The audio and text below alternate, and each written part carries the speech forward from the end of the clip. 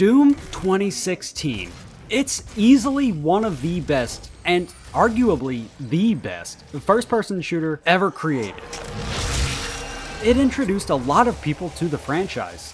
Hell, it introduced some people to first-person shooters. It's all true. Everything from the shooting and the glory kills to the art direction and that awesome fucking soundtrack is nothing short of creative genius. And I mean, here we are, still talking about it to this day. So, I mean, there was obviously gonna be a sequel, right? But sequels are generally meant to improve or expand on concepts. But how do you improve on what is essentially a perfect shooter? How do you expand on what is already an extremely robust combat sandbox? I mean, where in the hell do you even go from there? What we do is if we need that extra push over the cliff, you know what we do? Put it up to 11. 11, exactly. One louder. Why don't you just make 10 louder and make 10 be the top number and make that a little louder?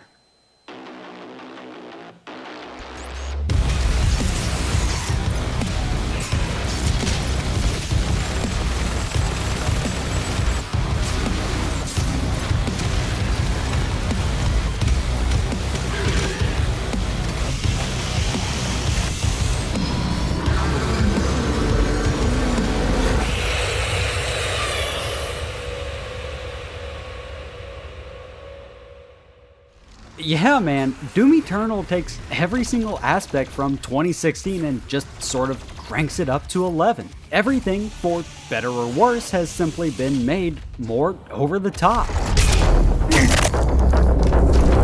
The Slayer is faster, enemies are more aggressive, guns are louder, and the soundtrack is, throatier, I guess.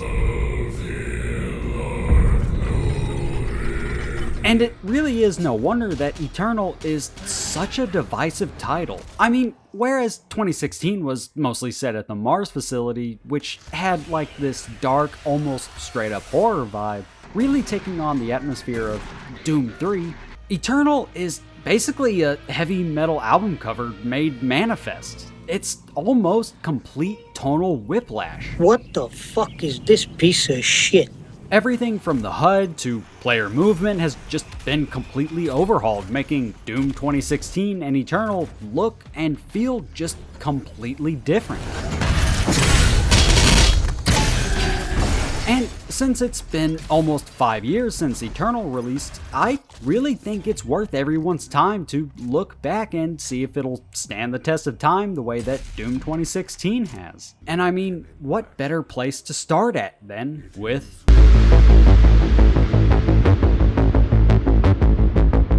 picking up sometime after the end of Doom 2016, Eternal begins with the same objective as the prior game. Rip and tear until it is done. And I mean, I guess we didn't do a sufficient job because things on Earth are, well, I mean, they're not good. Casualties range in the billions. So once again, taking control of the Slayer, you gotta put down another demonic invasion. I guess maybe put your back into it this time. And while Eternal does generally aim for that more passive form of storytelling with, you know, codex pages and voice recordings to find, there are a lot more cutscenes this time around. Saving your people will not bring you peace, only make the burden you carry worse. And you can skip these if you want to get, you know, straight into the action, but dude, I actually do recommend following the story because it is fucking bonkers. Like, you do start out dealing with that invasion of Earth, but then you get wrapped up in not just the Doomslayer's past, but also his beef with what are essentially angels. Who are you? A human, once a mortal, to defy our traditions.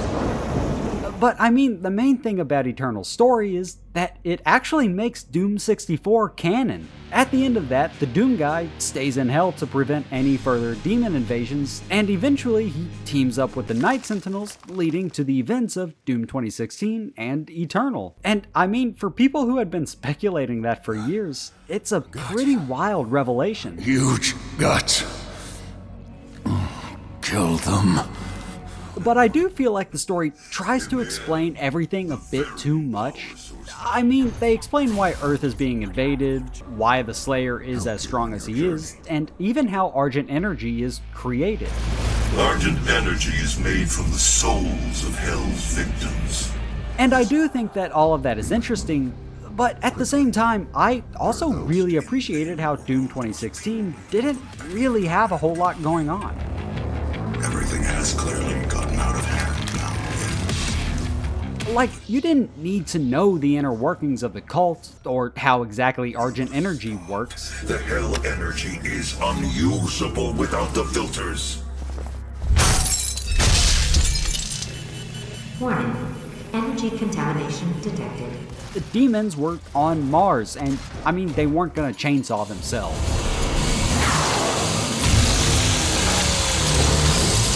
And while I think all of the story in Eternal is really fucking cool, I can also see how it rubs a lot of people the wrong way. Doom 2016 was super simple, and Eternal is actually really plot heavy. But like I said, you can skip all of the narrative stuff. Because whether you're into the story or not, people kind of really only play Doom for one specific reason.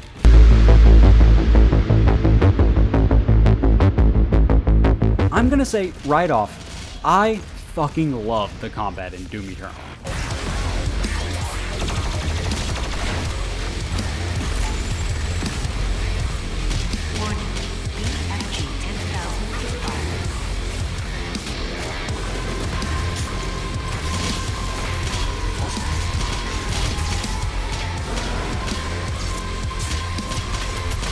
It's faster, more aggressive, and far more demanding than 2016 was. Like, I can't think of a single other game where after a combat encounter, when the last enemy dies and the combat music comes to a stop, I need to stop and catch my breath. The combat in Doom 2016 was intense, but Eternal is like downright exhausting. And I mean that in a good way, but for a lot of other people, it's way too much.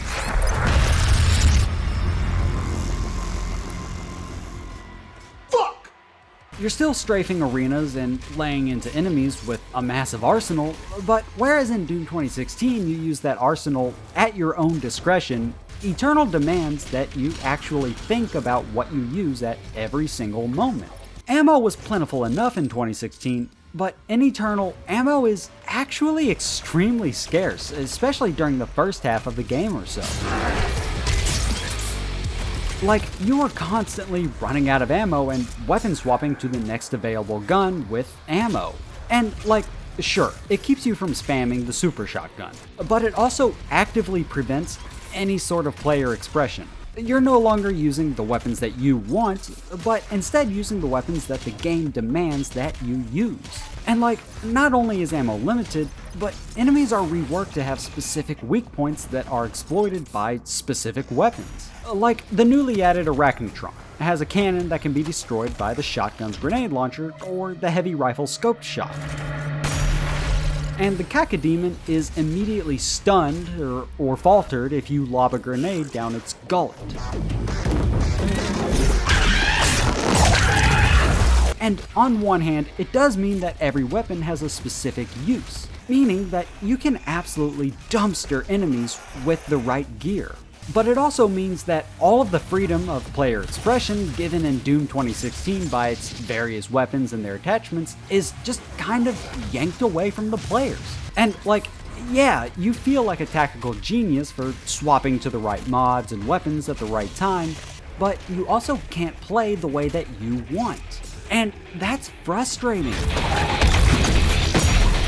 In Doom 2016, my favorite weapon was the chain gun turret, and I spammed that thing because it was fun. In Eternal, if I try to play that way, not only does it just not work thanks to weak points and a dry ammo economy, but I'd actively be punished with a swift death for daring to use the weapon that I want to use, rather than the one the situation calls for.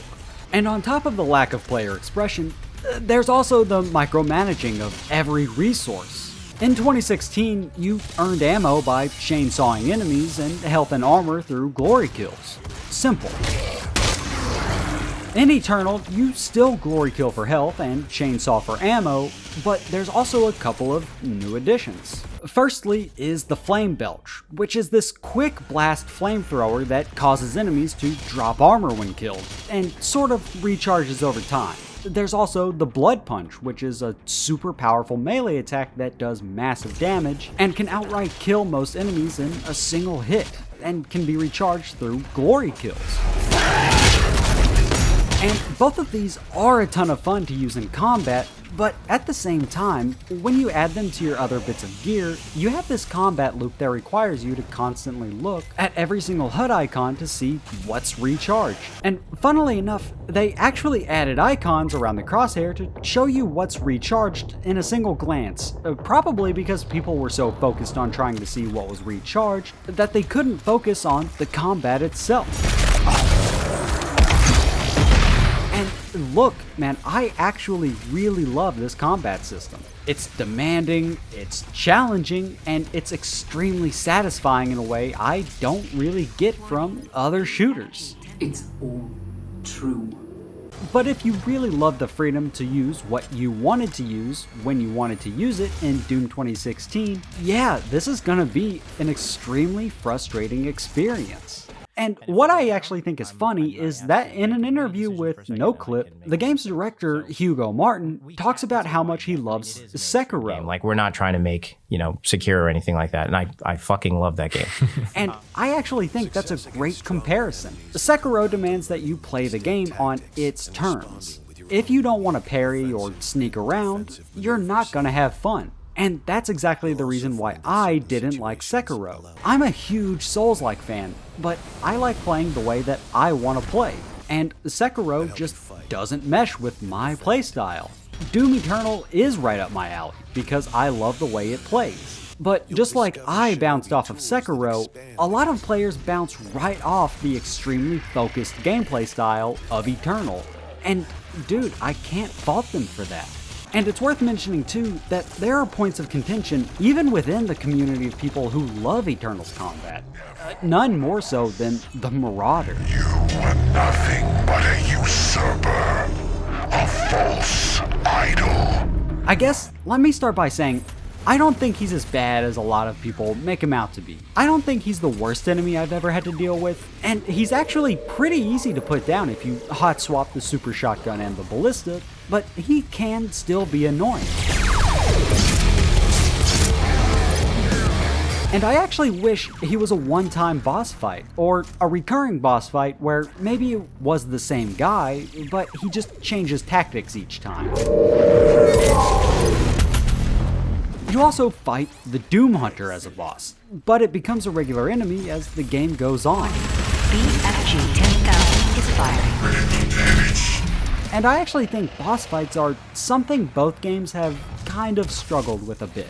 I mean, I thought the bosses were really cool in 2016, they were just kind of easy. You're goddamn right.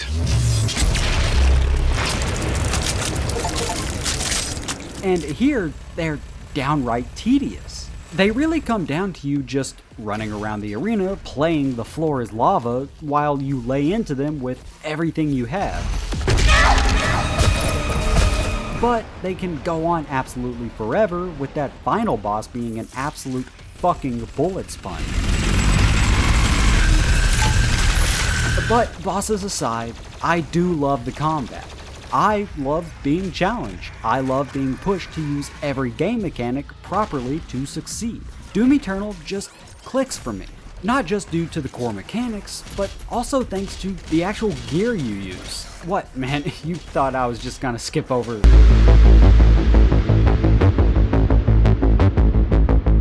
I already mentioned some of the new attacks, like, the Flame Belch and the Blood Punch, both of which absolutely rule, by the way.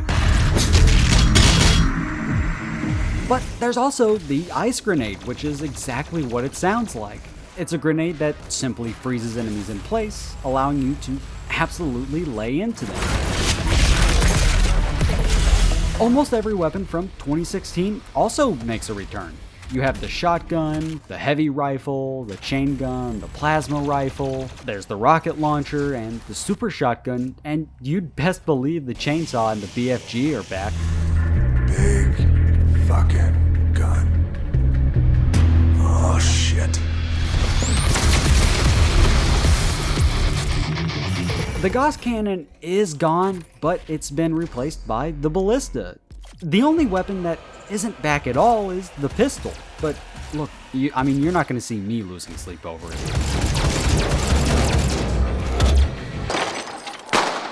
Stop it! And while all of these other weapons are back, most of them have had some sort of rework. The shotgun doesn't have a 3-round burst anymore, but instead turns full auto. The heavy rifle still has the micro missiles and a scope, but the scope deals out a single high-powered round instead of just scoping in. The plasma rifle replaces the stun grenade with a microwave beam, and the super shotgun has an added grappling hook. And all of these are still absolutely fun to use, but thanks to the new combat system, I feel like some of the mods are essentially pointless. Like, the shotgun has the full auto mode, and yeah, that's cool, but ammo is so scarce and it does such little damage that you're better off using the grenade launcher or the super shotgun. Hey, he's right! Yeah! The heavy rifle still has micro missiles, but the scope is just so effective at taking out weak points that there's no reason to ever use the missiles over that. Thankfully, the super shotgun still absolutely kicks ass, and the new meat hook allows you to get to said ass on the double to kick it.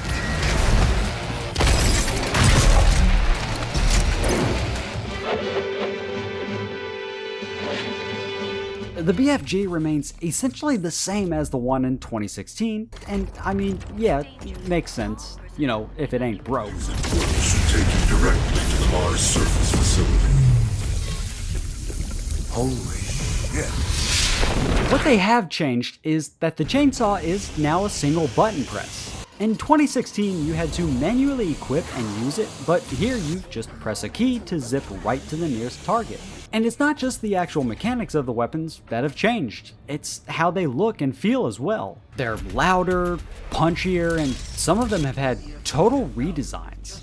The 2016 plasma rifle was the same one from Doom 3, but here it's the one from those original games. The rocket launcher has also had a total redesign, making it look altogether way more heavy metal, more in line with something like the Ballista, which also looks fucking sick as hell. I can see a lot of these redesigns kind of rubbing people the wrong way, especially the plasma rifle, although I kind of love it. But they really do just represent Doom Eternal as being more over the top than Doom 2016. And since they overhauled the combat and weapons, you already know that they overhauled.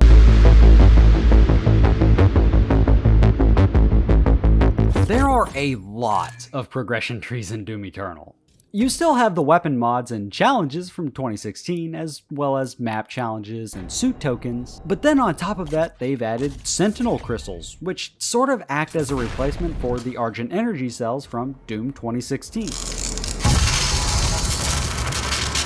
Runes are also back, but funnily enough, despite how hard Eternal can be, they actually got rid of the challenges associated with unlocking them, so now you just find them and you get them. And just like the combat, I really like the progression. And just like in 2016, progression really ties into the exploration, which is also absolutely fantastic.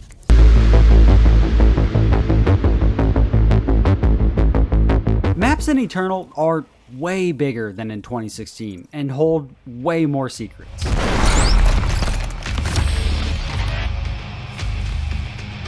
Like, not only do you have those secrets where you can find toys, as well as newly added cheat codes, But then you have hidden suit tokens as well as combat challenges to get you even more weapon tokens. And some of these combat challenges send you to new arenas, and these can be super fucking difficult, let me tell you.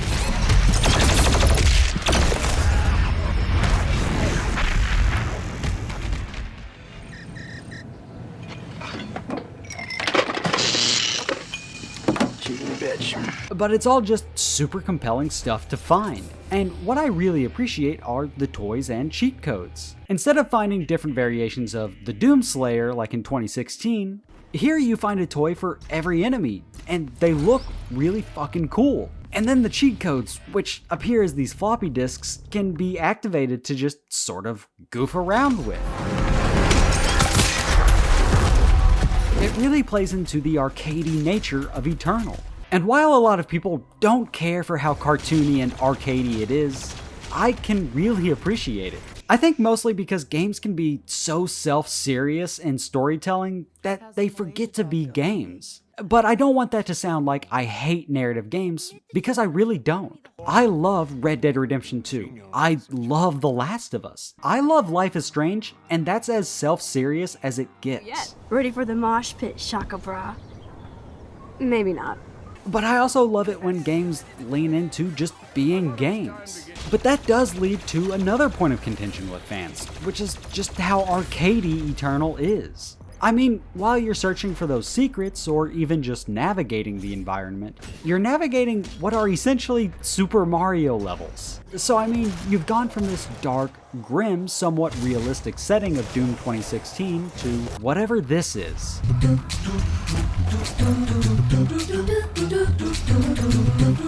And I think navigating this stuff is goofy, sure, but I think it's a lot of fun too. And it provides a bit of respite from those intense fucking encounters. But a lot of people don't want Super Mario injected into their Doom game. It's jarring to go from this to this.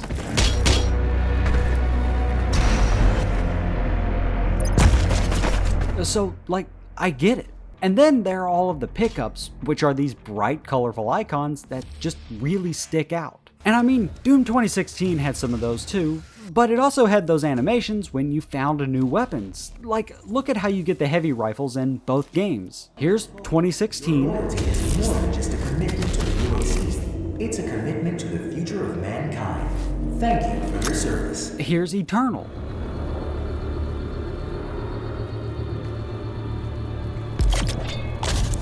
I mean, it's an extremely stark difference. And it's not something I mind, but again, I can see how people prefer the more grounded setting of 2016. And I mean, really, that brings me to what ties Eternal together.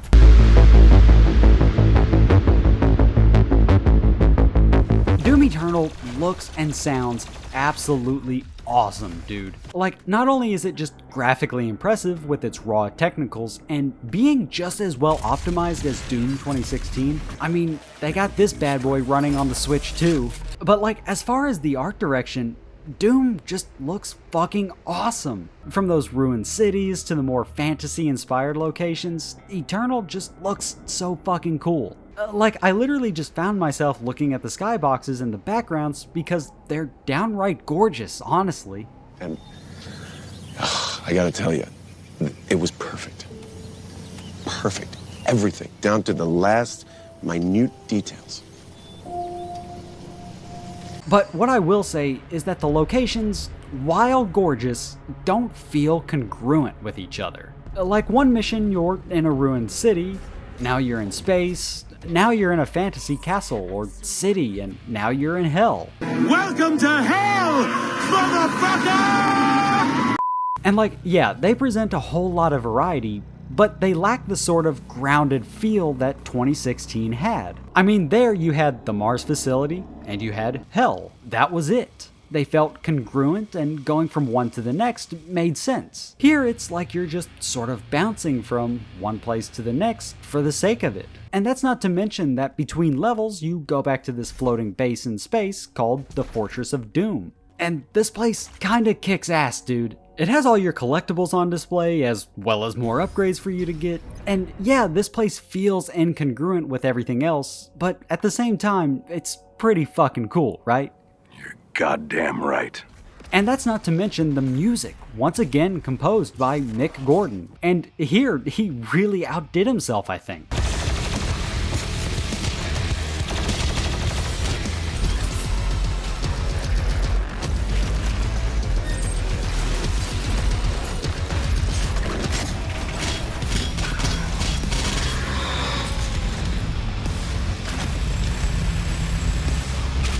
It's also very much worth mentioning that Mick Gordon left the project after development, but before a soundtrack could be properly created, leading to a whole lot of drama. And I mean, that sucks. It sounds like he got a pretty raw deal, to put it lightly.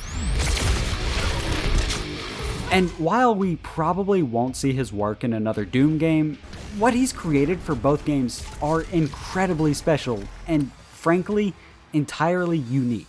And I really do hope we continue to see his works in other games in the future. But alright man, let's wrap this up.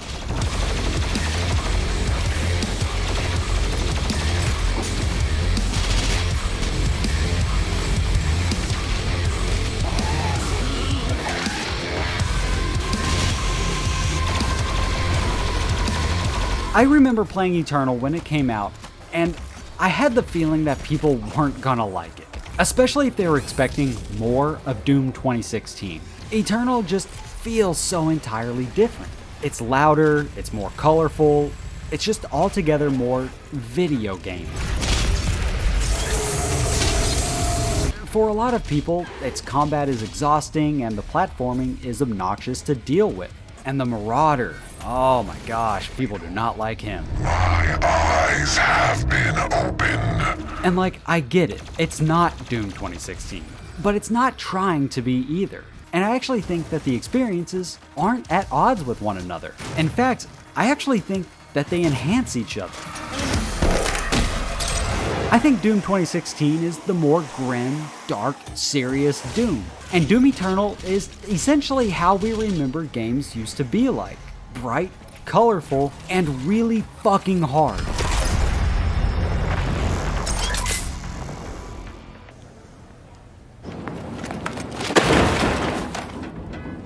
And maybe it did overdo things with how arcadey it is. Like, look at these pickups. But I actually love it for that. And I think that there will always be an argument for which is better, Doom 2016 or Doom Eternal. But I don't think that they should be viewed that way. I think it's more like, what do you prefer? I think these games are always going to be trying new things. I mean, look at Doom 3. It's so different from what the first games were, but like Doom 3 rules, dude. And I think that's where Eternal might land 20 years from now. Is it gonna be as timeless as 2016 is? I don't know, man. Maybe. Or maybe we'll view it in the same way as we do Doom 3. A really strong effort at making a new kind of Doom game that doesn't feel like Doom to a lot of people, but it's a great shooter anyways. But I don't think that fans of any one game should ever be at odds with each other over which is better. I've always felt like they should lift each other up, the same way I think that these two games do. Cause I mean, Doom has come in many forms and it's spanned generations. Chainsawing imps and shotgunning cacodemons has never and will never go out of style. It's almost like Doom will be forever. Like, Doom is